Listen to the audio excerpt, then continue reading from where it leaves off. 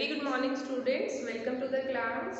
Today we will start fourth chapter in your history book, that is औद्योगिकरण का युग, era of industrialisation. ठीक है, औद्योगिकरण मतलब इंडस्ट्रियलाइजेशन, जहाँ पे बड़ी बड़ी इंडस्ट्रीज जो है सेटअप होने लगी थी सभी जो मेजर कंट्रीज थी वहाँ पे। तो एक किस युग की शुरुआत हुई थी? एक औद्योगिक युग की शुरुआत हुई थी। ठीक है, जहाँ पे मशीनीकरण बहुत ज़्यादा हुआ था और क्या हो रहा था, मास स्केल पे प्रोडक्शन हो रहा था, क्योंकि मशीनें आने से क्या होता है, प्रोडक्शन फास्ट भी हो जाता है और क्वांटिटी भी उसकी इंक्रीज हो जाती है, तो बल्क में प्रोडक्शन स्टार्ट हो जाता है इंडस्ट्रियलाइजेशन से।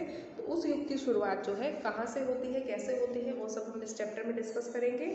Open your history book, page number 103, औद्योगिकरण का युग। दिस इज योर चैप्टर, औद्योगिकरण का युग। E.T. पॉल म्यूजिक कंपनी ने सन 1900 में संगीत की एक किताब प्रकाशित की थी, जिसकी जिल्द पर दी गई तस्वीर में नई सदी के उदय, dawn of the century. Dawn क्या होता है? देखो, जब सूरज उगता है ना, उस समय को हम बोलते हैं डॉन। ठीक है, उदय होना। डॉन मतलब जब सूरज उगने वाला होता है ना, जस्ट उससे पहले वाला जो समय होता है उसको हम डॉन बोलते हैं। ठीक है, तो एक E.T. पॉल म्यूजिक कंपनी है, उसे 1900 में क्या करा था, एक संगीत की एक जो है बुक पब्लिश की थी, जिसके कवर पे उसने जो है लिखा था नई सदी के उदय, यानी कि डॉन ऑफ द सेंचुरी, एक नई सदी की शुरुआत हो रही है, उदय हो रहा है। इस तरीके की पिक्चर जो है इन्होंने पब्लिश करी थी, डॉन ऑफ द सेंचुरी का ऐलान किया था। जैसा कि आप इस चित्र में देख सकते हैं, तस्वीर के मध्य में एक देवी जैसी तस्वीर है। ठीक है, सेंटर में एक देवी जैसी तस्वीर है। यह देवी हाथ में नई शताब्दी की ध्वजा लिए प्रगति का फरिश्ता दिखाई देती है। ठीक है, ऐसा लग रहा है कि ये कोई क्या है, प्रगति का फरिश्ता, मतलब प्रोग्रेस का कोई जो है एंजल है, जो कि प्रोग्रेस की ओर इंडिकेट कर रही है। हाथ में जो है इसने एक झंडा पकड़ा हुआ है, जिसपे लिखा हुआ है न्यू सेंचुरी।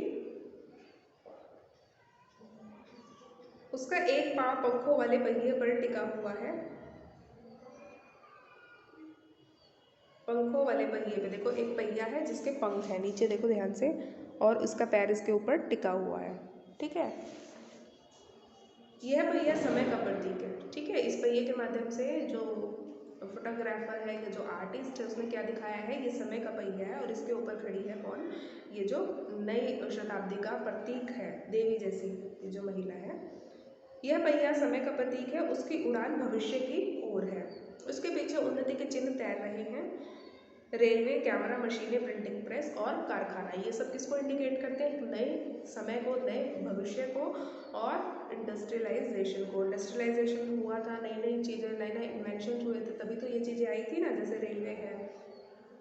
पीछे का बैकग्राउंड में देखो आपको फोटोज दिखाई दे रही हैं, रेलवे की, कैमरा है, मशीनें हैं, प्रिंटिंग प्रेस है और कारखाना यानी कि फैक्ट्रीज हैं। मशीन और तकनीक का यह महिमा मंडल एक अन्य तस्वीर में और भी ज़्यादा साफ दिखाई देता है। चित्र 2 को देखोगे आप तो इसमें और ज़्यादा आपको साफ दिखाई देगा। क्या? मशीन और तकनीक का महिमा मंडल, मतलब उसको जो हम बहुत बढ़ा चढ़ा के जहाँ दिखाते हैं, उस चीज़ का बहुत गुणगान करते हैं, उसको हम महिमा मंडल कहते हैं। तो मशीन और तकनीक का एक और महामंडन जो है एक और तस्वीर के माध्यम से किया गया है। यह तस्वीर एक व्यापारिक पत्रिका के पन्नों पर 100 साल से भी पहले छपी थी। चित्र 2 को देखो, इस तस्वीर में 2 जादूगर दिखाए गए हैं। ऊपर वाले हिस्से में प्राच्य ओरिएंट वाले इलाके का अलादीन है, जिसने अपने जादुई चिराग को रगड़कर एक भव्य महल का निर्माण कर दिया है। ठीक है, ये देखो इस तरीके का इसने एक जो है महल बना दिया है, यहाँ आपको दिखाई दे रहा है। ये इसने अपनी जादुई छड़ी घुमा के एक महल का जो है निर्माण कर दिया है। और नीचे क्या है, एक आधुनिक मैकेनिक है जो अपने आधुनिक औजारों से एक नया जादू रच रहा है। एक कुछ जो है ये मैकेनिक है और कोई नया जादू ये जो है दिखाने की कोशिश यहाँ पे कर रहा है। ये देखो पिक्चर में दिखाई दे रहा है आपको। वह पुल, पानी के जहाज, मीनार और गगनचुंबी इमारतें बनाता है।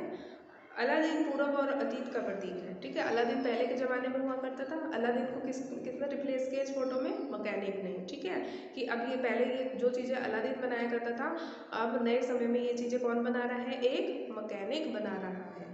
ये दिखा रहे हैं ये फोटो में में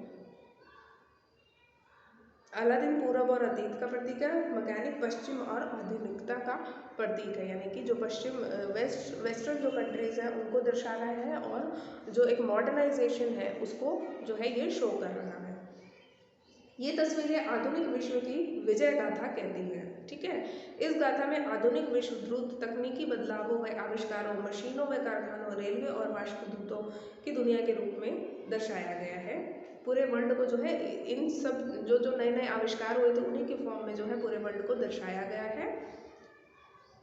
इसमें औद्योगिकरण का इतिहास विकास की कहानी के रूप में सामने आता है। यानी कि एक स्टोरी स्टार्ट हुई डेवलपमेंट की, किसकी वजह से? इंडस्ट्रियलाइजेशन की वजह से, और आधुनिक युग तकनीकी प्रगति के भव्य युग के रूप में उभरता है। यानी कि जो मॉडर्न जो एरा आएगा, जो आधुनिक जो युग आएगा, वो जो है तकनीकी प्रगति के भव्य युग के रूप में उभरता है। यानी कि वहाँ पे क्या होगा? टेक्नोलॉजिकल बहुत ज़्यादा प्रोग्रेस होगी, ऐसे वर्ल्ड के रूप में जो है उसको दिखाया गया है। अब ये छवियाँ और ये संबंध लोकमानस का हिस्सा बन चुके हैं, मतलब हमारी लाइफ का एक बहुत ही आम सा हिस्सा बन चुके हैं। लेकिन जब ये स्टार्ट हुआ तो लोगों ने इस तरीके से इसका जो है महिमा मंडन किया था। ठीक है, लोगों के लिए जो है नई बात थी, एक नए युग की जो है शुरुआत मतलब दिखाने की कोशिश की थी। लेकिन आजकल के टाइम में क्या है, हमारी लाइफ का ये एक हिस्सा बन चुके हैं। क्या आप भी तेज औद्योगिकरण को प्रगति व आधुनिकता के काल के रूप में नहीं देखते? क्या आपको नहीं लगता कि रेलवे और फैक्ट्रियों का निर्माण, गगनचुंबी मार्गों व पुलों का विस्तार समाज के विकास का घोतक होता है? क्या आप लोग एग्री करते हैं इस चीज़ में कि जो इंडस्ट्रियलाइजेशन है वो डेवलपमेंट का जो है एक सूचक है, एक जो है एक वे है डेवलपमेंट की ओर जाने का? रेलवे फैक्ट्रियों का निर्माण है, बड़ी बड़ी जो बिल्डिंग्स हैं, ये छवियाँ किस प्रकार विकसित हुई है? इन विचारों से हमारा क्या संबंध है? क्या औद्योगिकरण के लिए तीव्र तकनीकी विकास हमेशा जरूरी होता है? क्या आज भी हम तमाम तरह के कामों के दिनों दिन बढ़ते मशीनीकरण का गुणगान कर सकते हैं? क्या आज भी हम कर सकते हैं? मशीनीकरण तो आज भी हो ही रहा है ना। हम लोग कितने डिपेंडेंट हैं मशीनों पे, छोटी से छोटी लेके बड़ी से बड़ी मशीनों पे।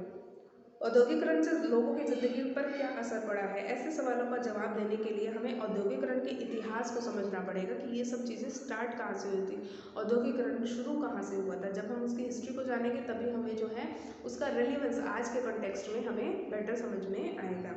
इस अध्याय में हम यही इतिहास पढ़ेंगे। यहाँ हम दुनिया के पहले औद्योगिक राष्ट्र, पहला इंडस्ट्रियल जो इकोनॉमी थी वो कौन सी थी? ब्रिटेन थी। ये आपको याद रखना है। विश्व का पहला औद्योगिक राष्ट्र ब्रिटेन, और उसके बाद भारत में औद्योगिकरण का अध्ययन करेंगे। पहले हम देखेंगे कि शुरुआत कहाँ से हुई, ब्रिटेन से हुई, तो ब्रिटेन की हिस्ट्री को देखेंगे। ब्रिटेन की इंडस्ट्रियल हिस्ट्री को हम समझेंगे, क्योंकि वहीं से जो है इंडस्ट्रियलाइजेशन की शुरुआत हुई थी। ब्रिटेन जो था पहला औद्योगिक राष्ट्र था, उसको समझेंगे। उसके बाद हम इंडियन पॉइंट ऑफ व्यू से इंडिया के कंटेक्स्ट में औद्योगिकरण को समझेंगे कि इंडिया में इंडस्ट्रियलाइजेशन कब आया, कैसे आया और उसके क्या क्या इम्पैक्ट हुए। ठीक है, जहां औद्योगिक बदलावों का पैटर्न औपनिवेशिक शासन से तय हो रहा था। औपनिवेशिक शासन यानी कि ब्रिटिशर्स ही जो है उन्होंने ही इन सब चीज़ों की शुरुआत की थी, और जो भी चेंजेस आए थे वो जो है औपनिवेशिक शासन ने ही तय किए थे। ठीक है, तो ऐसे गतिविधि है, नीचे देखो एक्टिविटी। तो ऐसे उदाहरण दीजिए जहां आधुनिक विकास से प्रगति के बजाय समस्या पैदा हुई है। आप चाहें तो पर्यावरण, आवरणिक हथियारों और बीमारियों से संबंधित क्षेत्रों पर विचार कर सकते हैं। बहुत ही ईजी है, आप कोई भी एग्जाम्पल उठा सकते हैं। कोरोना वायरस का एग्जाम्पल उठा सकते हैं कि जहाँ ग्लोबलाइजेशन की लास्ट चैप्टर ही हम पढ़ गए हैं ग्लोबलाइजेशन का। ग्लोबलाइजेशन की मदद से वजह से जो है इस तरीके की महामारियाँ भी बहुत तेज़ी से एक कंट्री से दूसरी कंट्री में पहुँच जाती हैं। पॉल्यूशन की जो समस्या है वो तो औद्योगिकरण का एक बहुत ही सीधा सीधा सा एक जो है इफेक्ट जो है हमें पता चलता है कि औद्योगिकरण जितना ज़्यादा हम बढ़ाते जा रहे हैं उतना ज़्यादा हम क्या कर रहे हैं, पॉल्यूशन की समस्या का सामना कर रहे हैं। ठीक है, और भी बहुत सारे एग्जाम्पल्स हैं जिनको आप डिस्कस कर सकते हैं। औद्योगिक क्रांति से पहले पहले देखते हैं कि हम जब तक इंडस्ट्रियलाइजेशन नहीं हुआ था तब तक किस तरीके से इकोनॉमीज रन कर रही थी। औद्योगिकरण को अक्सर हम कारखानों के विकास के साथ ही जोड़कर देखते हैं। जब हम औद्योगिक उत्पादन की बात करते हैं तो हमारा आशय फैक्ट्रियों में होने वाले उत्पादन से होता है, ठीक है। औद्योगिक उत्पादन, इंडस्ट्रियल प्रोडक्शन की हम बात करते हैं तो इसका मतलब हम समझते हैं कि जो फैक्ट्रीज में माल बन रहा है हम सिर्फ उसी की बात कर रहे हैं। औद्योगिकरण का मतलब है हम सिर्फ जो है फैक्ट्रीज की बात कर रहे हैं। और जब हम औद्योगिक मजदूरों की बात करते हैं तो भी हमारा आशय कारखानों में काम करने वाले मजदूरों से ही होता है। औद्योगिकरण के इतिहास अक्सर प्रारंभिक फैक्ट्रियों की स्थापना से शुरू होते हैं, पर इस सोच में एक समस्या है। दरअसल इंग्लैंड और यूरोप में फैक्ट्रियों की स्थापना से भी पहले ही अंतर्राष्ट्रीय बाजार के लिए बड़े पैमाने पर औद्योगिक उत्पादन होने लगा था। अंतर्राष्ट्रीय बाजार का मतलब दूसरे देशों में सामान बेचने के लिए प्रोडक्शन स्टार्ट हो गया था, ठीक है। जब तक वहाँ पे इंग्लैंड और यूरोप में फैक्ट्रियों की स्थापना भी नहीं हुई थी, लेकिन अंतर्राष्ट्रीय बाजारों के लिए बड़े बड़े पैमाने पर औद्योगिक उत्पादन, इंडस्ट्रियल प्रोडक्शन जो है शुरू हो गया था, जबकि फैक्ट्रियों का निर्माण तब तक नहीं हुआ था। यह उत्पादन फैक्ट्रियों में नहीं होता था। बहुत सारे इतिहासकार औद्योगिकरण के इस चरण को आदि औद्योगिकरण यानी कि प्रोटो इंडस्ट्रियलाइजेशन का नाम देते हैं, जहाँ पे इंडस्ट्रियलाइजेशन मतलब कि प्रोडक्शन तो हो रहा था इंटरनेशनल मार्केट में सेल आउट करने के लिए, लार्ज स्केल पे प्रोडक्शन तो हो रहा था लेकिन फैक्ट्रीज में नहीं होता था। इसलिए इस पीरियड को जो इतिहासकार हैं वो औद्योगिकरण के इस चरण को क्या कहते हैं, आदि औद्योगिकरण, प्रोटो इंडस्ट्रियलाइजेशन का नाम देते हैं। 17वीं और 18वीं शताब्दी में यूरोपीय शहरों के सौदागर गांवों की तरफ रुख करने लगे थे, ठीक है। जो यूरोपीय शहरों के जो सेलर्स थे, व्यापारी थे, सौदागर थे, वो सब लोग जो है गांवों की तरफ जाने लगे थे। वे किसानों और कारीगरों को पैसा देते थे और उनसे अंतर्राष्ट्रीय बाजार के लिए उत्पादन करवाते थे, ठीक है। उनको पैसे देके प्रोडक्शन करवाते थे और उसको फिर ले जाके इंटरनेशनल मार्केट में यानी कि अलग अलग कंट्रीज में सेल आउट करते थे। उस समय विश्व व्यापार के विस्तार और दुनिया के विभिन्न भागों में उपनिवेशों की स्थापना के कारण चीजों की मांग बढ़ने लगी थी। क्या हो रहा था उस समय, विश्व व्यापार का विस्तार हो रहा था और दुनिया के विभिन्न भागों में उपनिवेशों की स्थापना के कारण बहुत सारे कंट्रीज जो है कॉलोनी बनी हुई थी, जिस वजह से क्या हो रहा था, मतलब जो प्रोडक्ट्स थे उनकी डिमांड लगातार बढ़ रही थी। इस मांग को पूरा करने के लिए केवल शहरों में रहते हुए उत्पादन नहीं बढ़ाया जा सकता था। वजह यह थी कि शहरों में शहरी दस्तकारी और व्यापारिक गिल्ड्स काफ़ी ताकतवर थे। ये गिल्ड्स उत्पादकों के संगठन होते थे। गिल्ड्स से जुड़े उत्पादक कारीगरों को प्रशिक्षण देते थे, उत्पादकों पर नियंत्रण रखते थे, प्रतिस्पर्धा और मूल्य तय करते थे और व्यवसाय में नए लोगों को आने से रोकते थे। बेसिकली क्या कर रहे थे ये लोग, अपनी मोनोपोली जो है बनाने की कोशिश करते थे कि कोई और नया कॉम्पिटिटर मार्केट में ना आ जाए।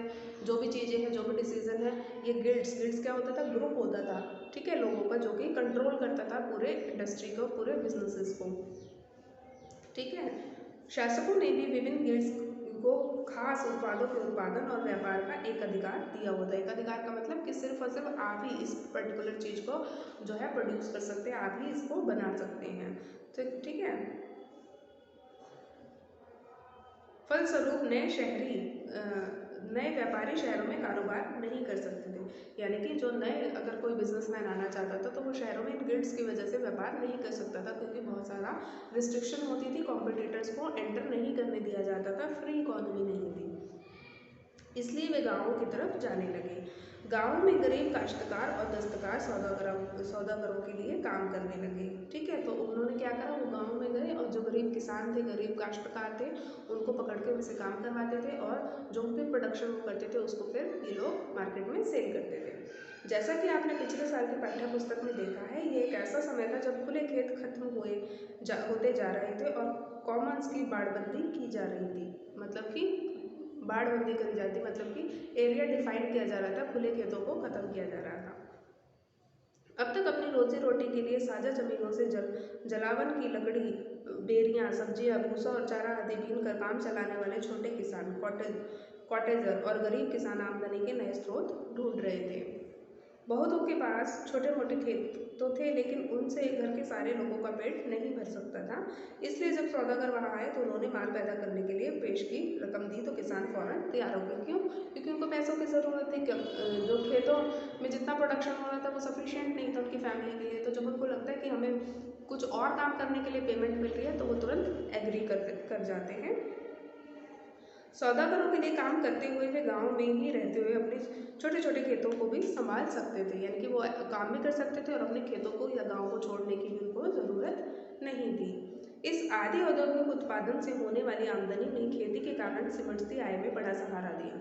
ठीक है, क्योंकि पहले लोग क्या थे, एग्रीकल्चर पर ही मेनली डिपेंड थे, तो एग्रीकल्चर की इनकम भी लो होती जा रही थी। तो जो ये लोग आते हैं, यानी कि आदि औद्योगिक उत्पादन जब शुरू होता है तो उससे लोगों की इनकम में भी जो है इनकम भी जो है उनकी इंक्रीज होती है। अब उन्हें पूरे परिवार के श्रम संसाधनों के इस्तेमाल का भी मौका मिल गया था। श्रम संसाधन मतलब अब 10 लोग हैं अगर एक परिवार में, क्योंकि जॉइंट फैमिलीज होती थी पहले, तो 10 के 10 जो है काम कर सकते थे। पहले क्या है, 10 के 10 एक ही खेत में काम कर रहे थे, चाहे जरूरत 2 लोगों की थी चाहे 3 लोगों की थी। अब क्या था, हर पर्सन जो है अपने अपने लेवल पे अलग अलग काम कर सकता था। इस व्यवस्था से शहरों और गांवों के बीच एक घनिष्ठ संबंध विकसित हुआ। सौदागर रहते तो शहरों में थे, लेकिन उनके लिए काम ज़्यादातर देहात में चलता था। इंग्लैंड के कपड़ा व्यवसायी स्टेपलर्स से ऊन खरीदते थे। स्टेपलर्स क्या होते हैं, देखो, एक ऐसा व्यक्ति जो रेशों के हिसाब से उनको स्टेपल करता है या छांटता है, उसको हम बोलते हैं स्टेपलर। और उसे सूत काटने वालों के पास पहुंचा देता था। इससे जो धागा मिलता था उसे बुनकरों या फुलर्स और रंगसाजों के पास ले जाया जाता था। फुलर कौन होता है, ऐसा व्यक्ति जो फुल करता है, यानी चुन्नटों के सहारे कपड़े को समेटता है।